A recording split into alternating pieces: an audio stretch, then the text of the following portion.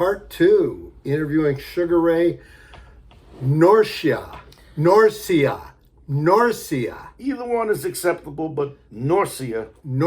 I don't want to confuse you now. I know. When I'm in Italy, it's Norcia. Norcia. Don't even think of that. See, I don't. If I go there, I'll never get it right. Norcia, yeah. It's so embarrassing that it's been this long I've been I mispronouncing. get a kick out of it now. Well, you know, it's funny how there's certain names that always get mispronounced. I hear a guy say Fred Bello. Oh yeah. Yeah. You know, yeah. But I'm just trying to think of what we can talk about in terms of touring. I know the Bluetones haven't really toured out west as much as you've toured on the East Coast. Well, that's very true. Yeah, and I mean, I totally get that because it's so much harder to go all the way across the country. Yeah.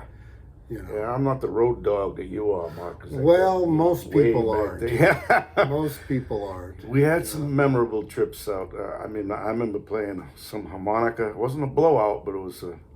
Oh, was it the Battle of the Harmonicas? Yeah. Was it the one up here or was the one in L.A.? Long Beach.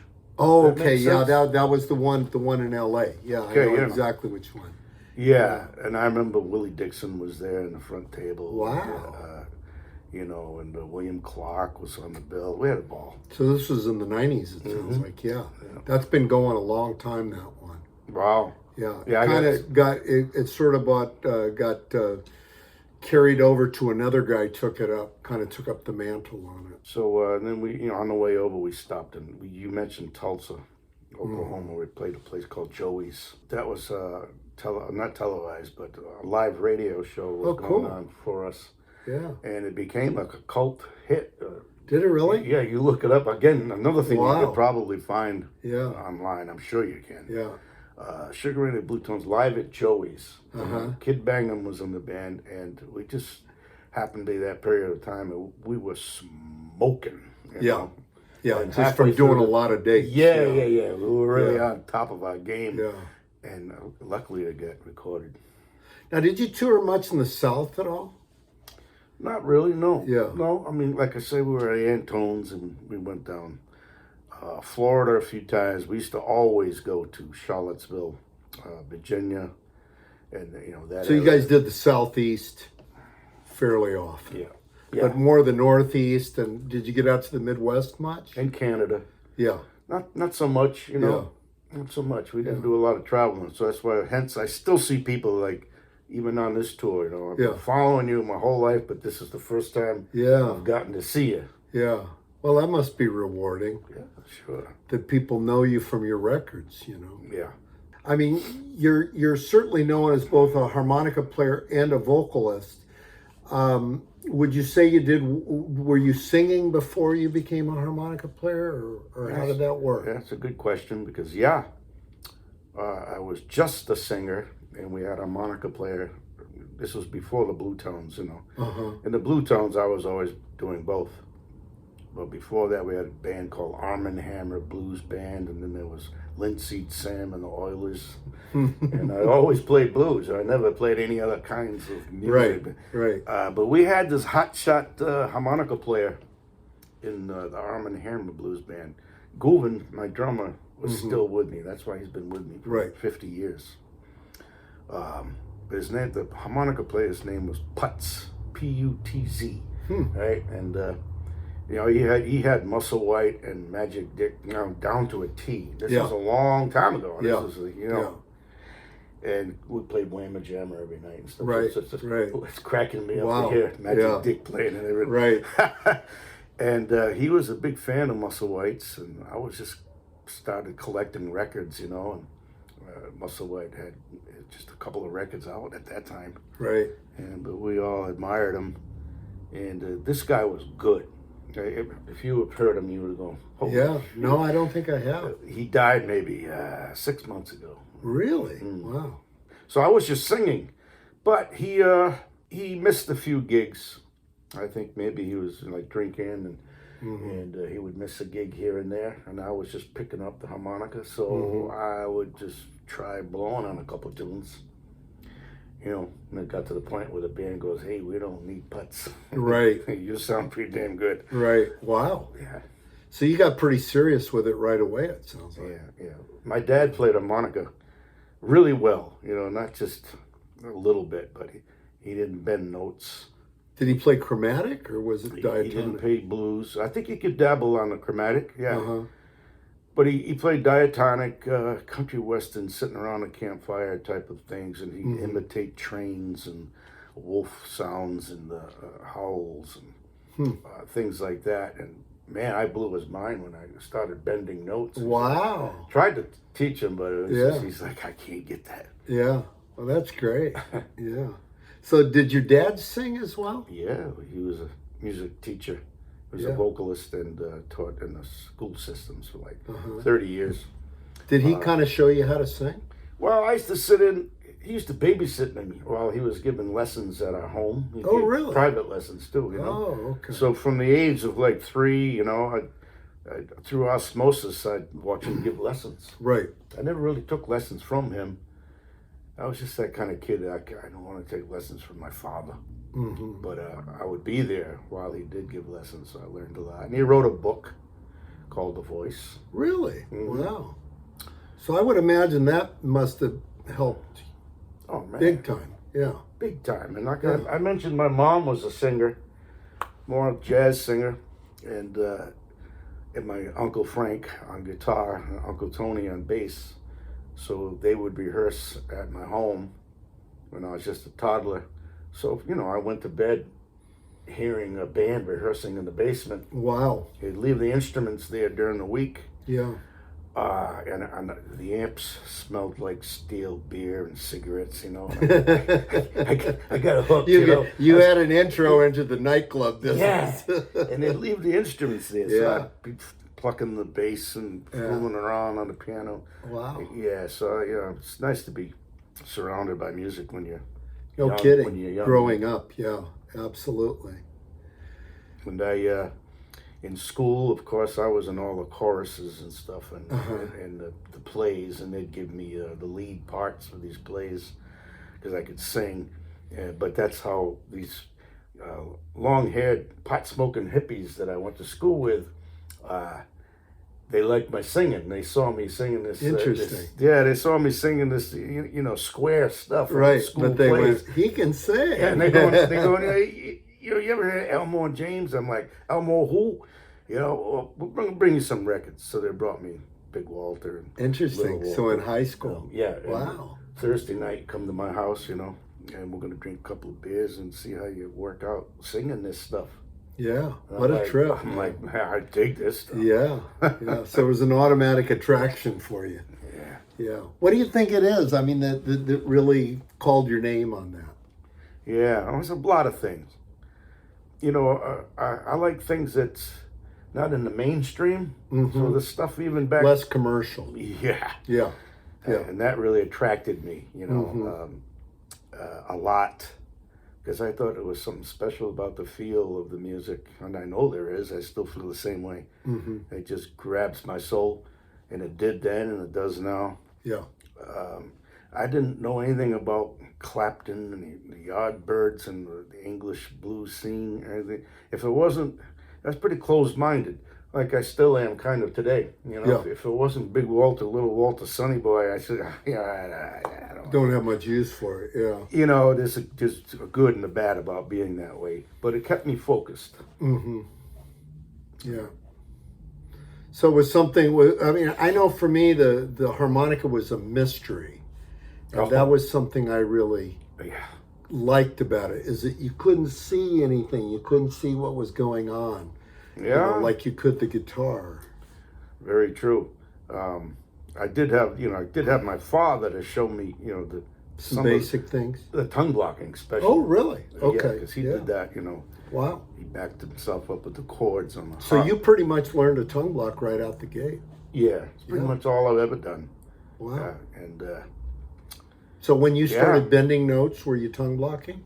yeah. Wow. Yeah. That's pretty good. That's man. the way I do it. That's pretty good. And I just took to it. you know, immediately. And Yeah. I remember riding around with the fellows like we all did, drinking beer.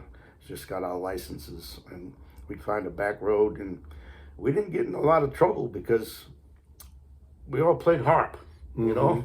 Yeah. So we'd pull over, get high, have a beer, and trade licks on the harmonica. Really? That was our Wow. weekends, you know? Yeah, yeah. That's interesting. I think there's a lot of people that feel like the harmonica kind of saved them from another life. In a It way. could be, yeah. Yeah. It could be. But learning was another experience because, you know, I'm sure you've heard this 1,000 times. We didn't have the internet. We didn't have this and that, and people giving lessons online and all. Right. Nothing like that was Right. going on. So I literally had to spin the record. Spin the record and scratch the hell out of them. Oh, yeah. Take Yeah. the needle off, put it Pick back. the needle off, yeah. Same And- here. You know, I have the scratches to prove it. take me a month. Yeah. Take me a month before I realize I'm in the wrong damn key. You know, Yeah. I got the wrong harp. Oh, Yeah. okay. Yeah, that's wild. Yeah, I know I learned to play stuff on an A harmonica on a B harmonica back then. Don't ask me how I learned to do that, but I did. Yeah. Yeah, it's funny. It's good, but it's fun. Yeah. And it's a good life. Well, the other thing I wanted to mention is one of your Grammy nominations I recall was the harmonica one you did with was it Telarc, the one with Cotton and Musselwhite, Super harps, yeah. Super harps, right? Cotton, Musselwhite, and Yeah. I think Billy Branch. Billy Branch. And was that it? The four of you? Cotton, Musselwhite, and Billy Branch. Yeah, that was it. Yeah, and you had the guitar player you just mentioned, Kid Bangham, on it. Yes. Yeah, that's a great record, man. Yeah, that was, Your playing on it is just those are some good memories. unbelievable. Yeah. I remember Billy Branch. You know, he's going like, you know, what song is that you're doing in there? You know, and I said, I wrote it. Yeah. He's shaking his head like that, and I did another one. He's like, well, who wrote that one? I said, I did. And it kind of pissed him off because he's like, You wrote some good he's songs like, on that. Man, Yeah. he's not only playing them, he's writing Yeah, them. he's writing them too. Yeah, no, you wrote some good songs on that, man. I remember those really got my attention. Yeah, You know, those tunes. still doing some of those. But I mean, I gotta say, man, I mean, watching you play every night and the way you're delivering both vocally and on the harmonica, you know, you're really, it's like the commitment and the passion really comes through for me. You know, you were telling me that the other night. yeah, Thank I you. mean, it's really so cool to hear, you know, somebody of my generation that's, you know, like put it out there in that full-blown Chicago blues thing. Mm-hmm. And it's like, you know, there's no, like you say, I mean, there's no outside influences with you. And it's like, that's really, you and Steve Geiger, both, there's to another me, one. you two guys really have that. Yeah. In a way that very few other guys, you know, And that I can think and of. not to mention to be around, you know, my band members who are sort of the same way. Mm-hmm. You know, Mudcat's such a traditionalist bass Yeah. player. Yeah. Can't get much more traditional than that Right. unless it's old time country music, which we both Yeah. enjoy. Yeah. But Neil Goulden too, you know, he's like live at Mr. Kelly's. You know, we're all on the same. You're all listening to the same records, and Yeah. that's such a thrill to me. I love hanging around with musicians that have that attitude. Yeah. You know, I mean, the other thing I should mention is that, you know, you do really have, as well as blues. I mean, you're into country music. You're into big band people and jazz stuff, and you know, I mean, you can croon when you want to, and I think, and that's kind of what I really respect about the way you sing blues is that when I hear you sing blues, I hear you singing blues. I don't hear you crooning blues. Right. You're singing blues. Well, obviously, I'm no Howlin' Wolf kind of singer, you know.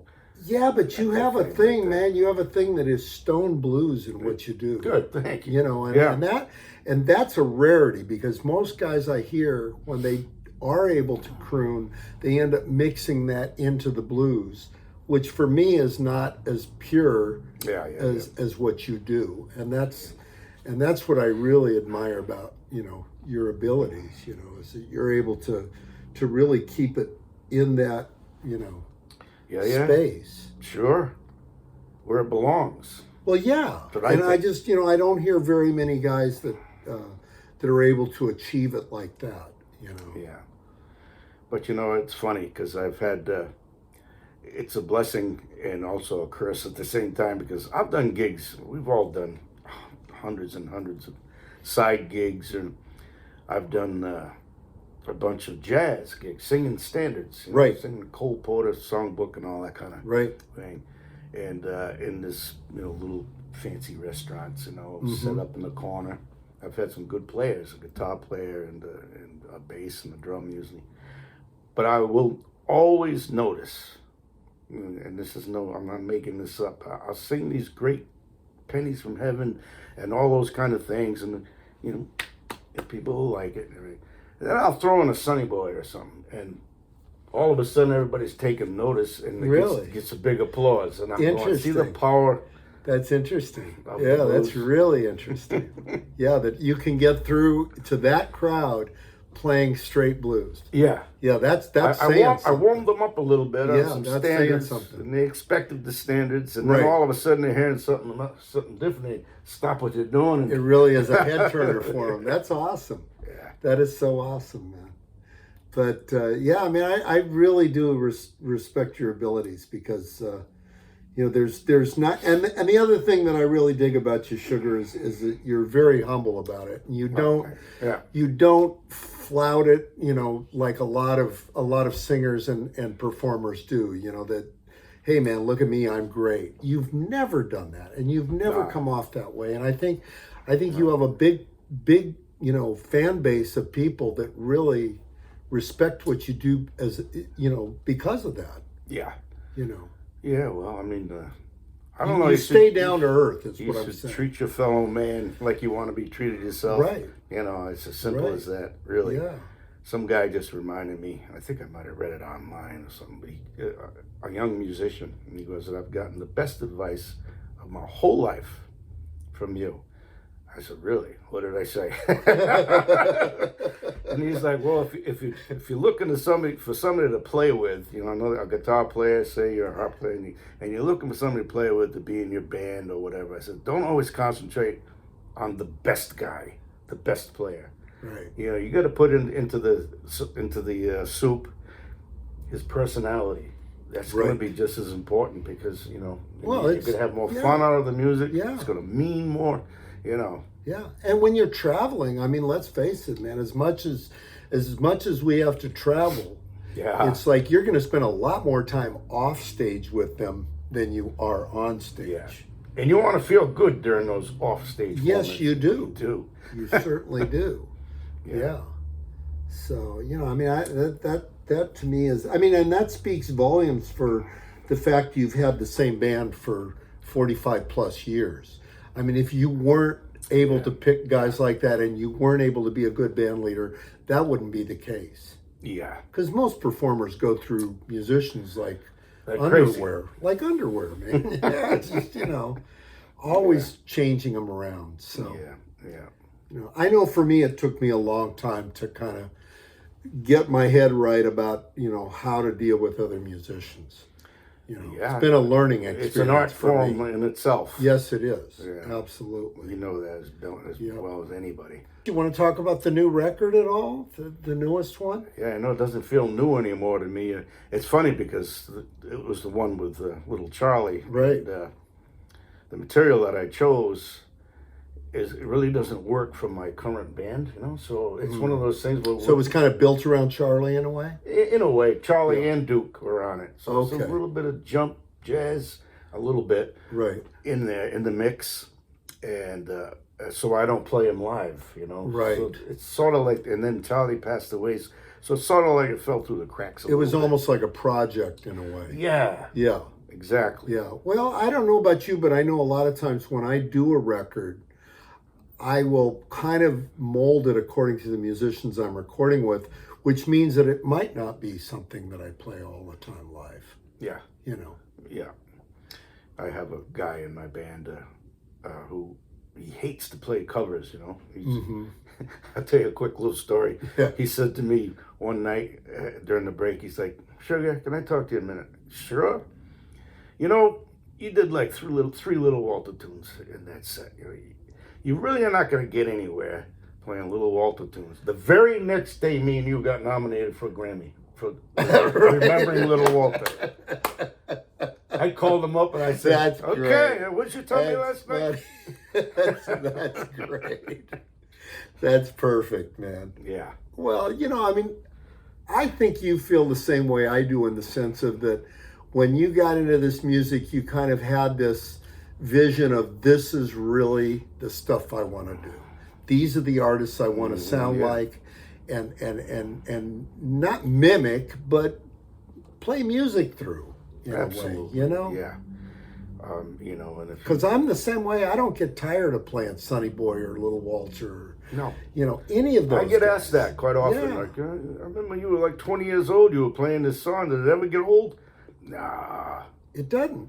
No, that's how I feel too, man. I mean, I'm the same way, man. I mean, I can do Little Walter stuff all night long, or I can do, Sonny Boy stuff, or Muddy, or any of that stuff all night long. I have no problem getting off when doing you're by it. yourself or something and you have private time and you listen to one of those records you've heard 10,000 times. Yeah. Doesn't it still sound good? It still sounds amazing to Yeah, me. that's my point. Yeah, it does. It still sounds amazing to me.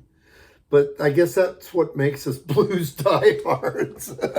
Yeah, who are we trying to kid? I mean, that's what we do. And it's kind of like, I mean, in a lot of ways, I don't know about you, but I kind of made peace with that a long time ago. Well, this is what it's going to be. Yeah, it's not going to necessarily be some kind of ticket to stardom. It's not going to be a ticket to making a boatload of money. It's just kind of like, it's going to be playing the music that I love, and that's how it is. Yeah.